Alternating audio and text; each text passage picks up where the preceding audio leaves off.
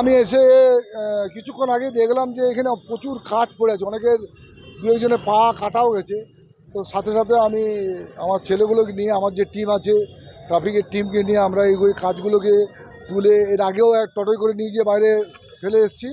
আবার এগুলো পড়েছিল কার্জন গেটে, ওই সাইডেও পড়েছিল, তো সেগুলোকে পরিষ্কার করেছি যাতে মানুষের কোনো অ্যাক্সিডেন্ট না হয় বা মানুষ যাতে সুষ্ঠুভাবে যাতায়াত করতে পারে তারই ব্যবস্থা করছি। একদম যাতে বর্ধমানবাসীর কোনো দুর্ঘটনা না ঘটে তার জন্য এই উদ্যোগটা নিয়েছি, এবং ভালোভাবে এই কাজগুলোকে আমরা ছড়িয়ে মানুষের যাতে কোনো ক্ষতি না হয় সেটার জন্য এটা কাজ।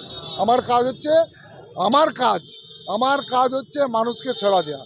এই সাইকেল মোটরসাইকেলের টায়ার পাংচার হয়ে যাচ্ছে, এই কাজের মাধ্যমে অনেকের পা কাটা যাচ্ছে।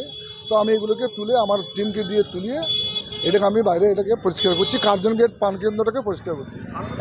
একবার ওনার সাহেবের, বড় সাহেবের যেটা অর্ডার আছে যে মানুষের পাশে দাঁড়ানো এবং মানুষের হয়ে কাজ করা। এটা রাত্রিবেলায় কোনো ঘটনা ঘটেছিল, সেটা আমরা আমাদের নজরে আসে, আমাদের অনেকেই বললো, সেটা আমরা পরিষ্কার করে দিলাম।